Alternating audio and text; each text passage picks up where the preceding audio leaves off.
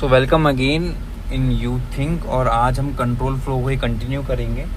Control flow में आज हम पढ़ेंगे क्या, लूपिंग स्टेटमेंट्स। अच्छा, लूपिंग स्टेटमेंट्स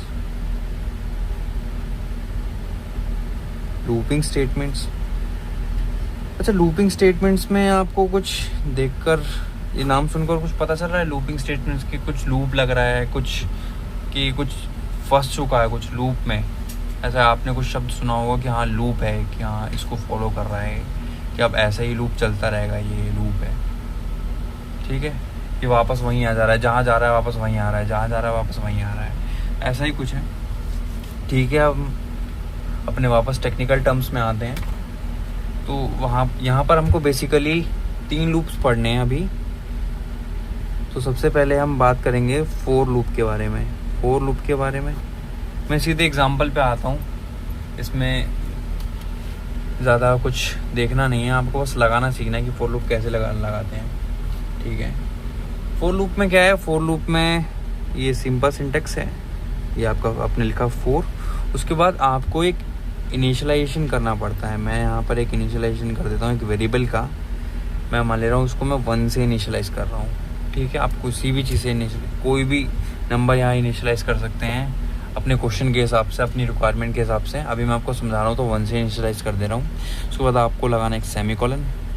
ठीक है, उसके बाद आपको एक कंडीशन लिखनी है कि आपको कब तक ये लूप चलाना है।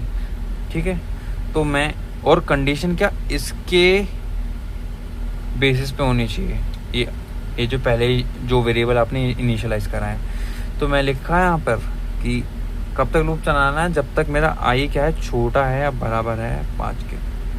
ठीक है, ये मेरी हो गई कंडीशन। आपको ये ऑपरेटर्स अच्छे से लगाना आता है, आपने पहले पढ़ रखे हैं ऑपरेटर्स। ठीक है, यहाँ तक आपको कोई दिक्कत नहीं होनी चाहिए। आपको दिक्कत है तो आप पिछली वीडियोज़ में जाकर एक बार देख लीजिए, बहुत छोटी वीडियो, बड़े आराम से समझ में आ जाएगा। ठीक है, आपको दोबारा एक सेमीकोलन लगाया, उसके बाद आप यूज़ करेंगे क्या, इंक्रीमेंट। बेसिकली इंक्रीमेंट डिक्रीमेंट दोनों ही लग सकता है, आप वो आपकी रिक्वायरमेंट के हिसाब से। अभी बस ये समझाने के लिए बिल्कुल बेसिक बता रहा हूँ ताकि आपको दिक्कत ना हो। ठीक है, अब यहाँ पर मैंने कर्ली ब्रैकेट ओपन करा कि अगर जब ये कंडीशन सेटिस्फाई होगी तो इसके अंदर का कोड एग्जीक्यूट होगा। तो मैंने बोला क्या, मेरे को आउटपुट देना, तुम क्या देना, काउंटिंग।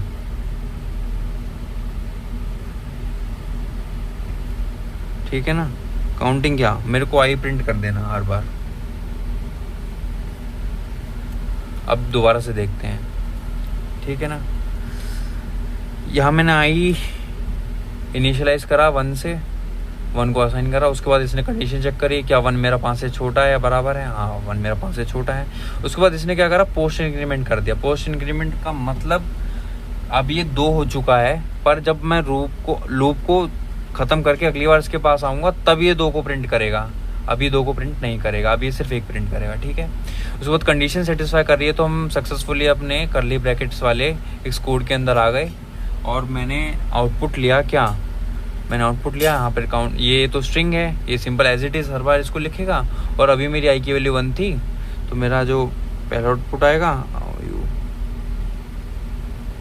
ठीक है, UNTING।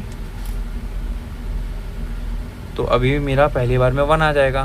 ठीक है, लूप ख़त्म हो गया, दोबारा इसके पास में, सॉरी ये वाला पार्ट ख़त्म हो गया, दोबारा इसके पास में आया। अब आई की वैल्यू 2 हो चुकी है मेरी, अब आई की वैल्यू मेरी 2 हो चुकी है। ठीक है, अब यहाँ पर देखते हैं, 2 तो अब भी छोटी है 5 से, कोई दिक्कत नहीं है। दोबारा इंक्रीमेंट हुआ, अगली इसके पास आ गया, अगली बार इसने 2 प्रिंट कर दिया।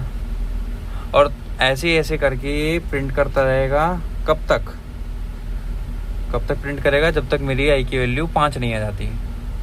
जब तक मेरी आई की वैल्यू 5 नहीं आ जाती। ठीक है, कोई दिक्कत तो नहीं होगी इस लूपिंग को समझने में। इस कंडीशन के बेसिस पे ही लूप चलेगा। अगर ये कंडीशन सेटिस्फाई नहीं हुई तो ये लूप नहीं चलेगा। ठीक है, तो आपको कंडीशन जब भी डालनी है समझ के डालनी है, वरना कभी कभार कैसा होता है कि इनफाइनाइट लूप लग जाएगा और वो तब तक चलता रहेगा जब तक आपकी मेमोरी नहीं भर जाती। तो आपको इन चीज़ों का ख्याल रखना है। अगले लूप पर आते हैं। अगला लूप है मेरा क्या, वाइल लूप।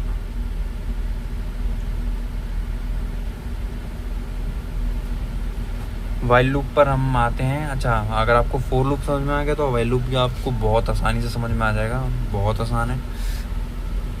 वाइल लूप भी ऐसा ही होता है, सेम काम करता है, बस उसको लिखने का तरीका थोड़ा सा अलग होता है। वाइल लूप में मैं क्या करता हूँ, मैंने पहले ही इनिशियलाइज़ करा आई अपना 1 से, सेम वही चीज़, ठीक।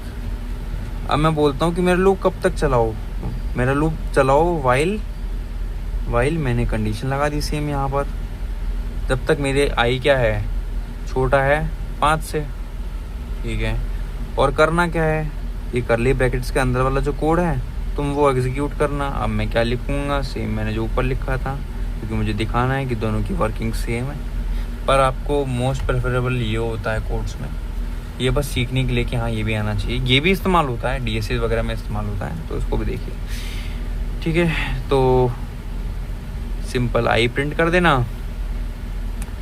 उसके बाद इंक्रीमेंट कर देना, बस, ठीक है। अब हुआ क्या, इनिशियली आई की वैल्यू क्या थी मेरी, 1 थी। अच्छा सेट, फिर मेरा ये कंडीशन आई, कंडीशन क्या है मेरी, आई की वैल्यू क्या मेरी 5 से छोटी है, हाँ मेरी 5 से छोटी है।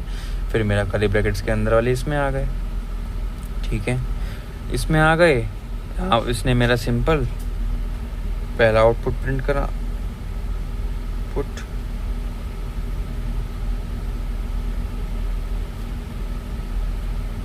ठीक है। उसके बाद उसने इसका इंक्रीमेंट कर दिया, 1 का 2 बना दिया, यहाँ पर इंक्रीमेंट आ गया। अगली बार इसके आया, अच्छा इसके पास आया, ठीक है। अब आई की वैल्यू मेरी 2 हो चुकी है, ठीक है, कोई दिक्कत नहीं है। 2 अब भी मेरा 5 से छोटा है, मतलब लूप दोबारा चलेगा, मतलब ये अब 2 आ जाएगा। और ये कब तक चलता रहेगा मेरा, जब तक मेरा 5 नहीं आ जाता। सेम वर्किंग है, बस यहाँ हमने अपने फोर लूप को टुकड़ों में तोड़ दिया है। यहाँ पर देखिए, यहाँ पर मैंने इनिशियलाइज यहाँ पर करा था, यहाँ मैंने लूप के बाहर कर दिया। उसके बाद यहाँ मैंने कंडीशन दी, तुरंत मैंने कंडीशन दे दी। उसके बाद यहाँ पर मैंने पहले अपनी स्टेटमेंट लिखी, उसके बाद मैंने अपना इंक्रीमेंट डिक्रीमेंट यूज़ करा। तो आई होप आपको ये लूप समझ में आया होगा। एक लास्ट लूप और है, उसको और देख लेते हैं। और एक स्पेशल लूप होता है, उसके बारे में हम आगे पढ़ेंगे। ये वाला लूप क्या है, do while loop. Do while loop क्या कहता है, डू वाइल लूप ये कहता है, जैसा आपको नाम से कुछ पता चल रहा हो कि डू पहले लिखा है, कि डू पहले करो, कंडीशन बाद में चेक करो।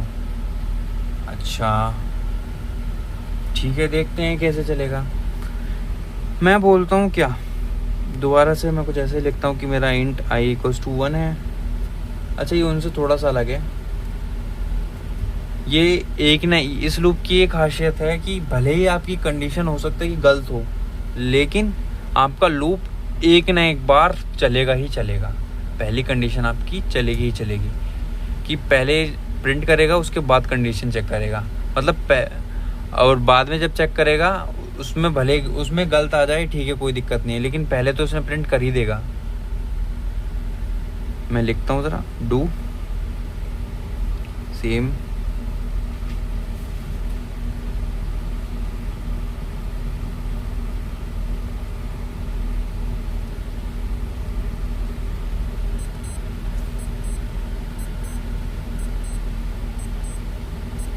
ठीक है, कोई दिक्कत नहीं है। अब ये मेरा क्या कह रहा है, ये कह रहा है कि यहाँ तक तो मैंने डू वाला पार्ट लिख लिया। अब मैं लिखता हूँ, अब लगाऊंगा कंडीशन इसके बाद में। कंडीशन मेरी क्या है, सेम जो मैं पहले लिख रहा था। देखते हैं इसको मैंने यहाँ पर एक आई इनिशियलाइज करा, उसके बाद मैंने बोला कि पहले भैया ये काम कर दो। पहले क्या करो, तो मेरा ये प्रिंट, ये जो काम में जो मैंने लिखा है आउटपुट, इसको प्रिंट कर देना। तो मैंने लिखा आउटपुट UNT, सॉरी इसको ऐसे लिख दे रहा हूँ, काउंट। उसके बाद मेरा क्या 1 पहली बार में प्रिंट होगा ही होगा, ठीक है ना। उसके बाद ये कंडीशन चेक करेगा, सॉरी यहाँ पर इंक्रीमेंट करा, उसके बाद कंडीशन चेक करी इसने यहाँ से बाहर निकलने के बाद, मतलब ये पहले क्या था 1 था, अब 2 हो गया है, अब भी मेरे 5 से छोटा है, फिर से ये 2 करेगा, 2 हो गया, और ये भी मेरा सेम कब तक चलता जाएगा 5 तक। अच्छा एक चीज़ मैं बता दूं कि ये लूप आप बहुत कम इस्तेमाल करेंगे, ठीक है। ये आपको देखने में बहुत आसान लग रहा होगा, पर ये आपके कोड की धज्जियाँ उड़ा सकता है। तो आप जब भी इसका इस्तेमाल करें बहुत ध्यान से करें। हो सकता है कि आपका कोड सिर्फ एक बार चले, उसके बाद चले ही ना, अगर आपकी कंडीशन गलत हो, ठीक है। तो बहुत ध्यान से इसका इस्तेमाल करें। आपका फोर लूप सबसे ज़्यादा इस्तेमाल होता है, ठीक है। सो आई होप आपको ये वीडियो समझ में आई होगी। आपको कोई भी दिक्कत हो तो आप या तो रिवाइंड करके देखिए या फिर कमेंट सेक्शन में लिखें कि आपको कहाँ दिक्कत है, मैं आपको बता दूँगा। Okay, thank you.